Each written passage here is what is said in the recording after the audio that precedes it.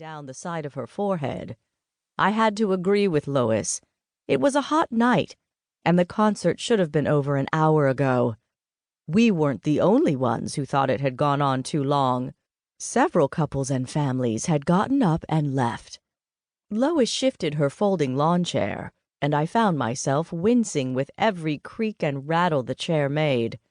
I didn't want her to be hurt if it broke, even though we were sitting on the grass square in the middle of the village of Harvest. Any time you fall at our age, it can leave a mark. "Careful, Lois. That chair is not as sturdy as you think it is," I warned. She bounced up and down in the chair. "Don't be silly. It's as sturdy as they come. They don't make chairs like this anymore."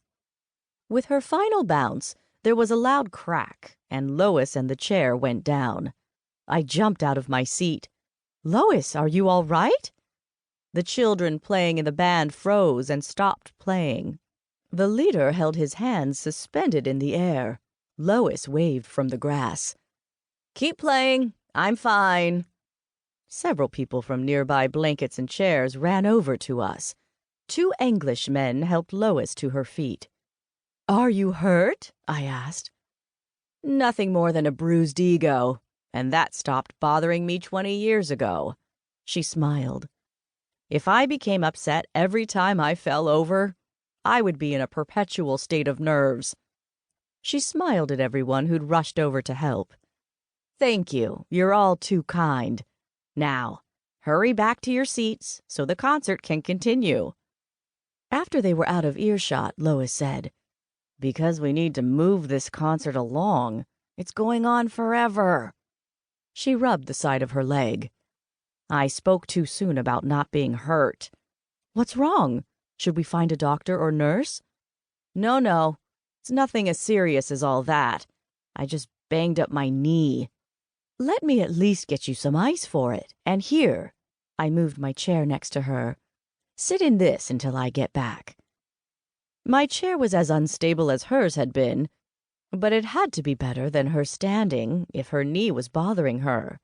"Stay there. I will find the ice." She rubbed her knee. "We can only hope by the time you return, this concert will be over," she whispered. Well, mostly whispered, but luckily the band had resumed playing, making it hard to hear much of anything over the cymbals and drums. "I don't know how much more of this I can take."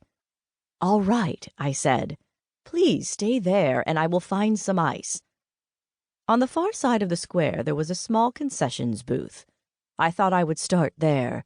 If I didn't have any luck, then I would run across the street to the Sunbeam Cafe and grab a cup of ice from Lois's granddaughter, Darcy Wooden. I didn't want to scare Darcy until I knew how badly Lois was hurt. "Excuse me," I said to the man waiting in line. "Can I just ask for some ice? My friend fell out of her chair and bumped her knee." The Englisher stepped aside. "I saw her go down. It looks like a nasty tumble." The girl inside the food trailer handed me a cup of ice and a fistful of paper towels. I smiled at her. "Danky, this is so kind of you." "I'd hurry back to your friend if I were you. Margot Rawlings is headed this way, and she's staring right at you." I looked over my shoulder and found that she was right. I thanked her again. "Millie Fisher, can I have a word with you?" Margot called. I sighed and stopped in the middle of the grass. Margot walked up to me and put her hands on her hips. Margot was an English woman who was just a few years younger than me. I had known her most of my life. Although she was English like Lois, their appearances were very different. Margot wore her hair short like Lois, but it was a pile of soft curls, which she had a habit of patting and pulling when she was frustrated. She also had a much simpler wardrobe of jeans and plain t-shirts.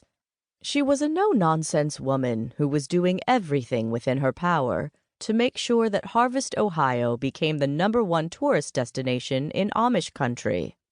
The concert tonight was one of her events. Throughout the summer, she had been hosting a concert on the village square every Friday evening from 7 to 8. It was almost 9 now.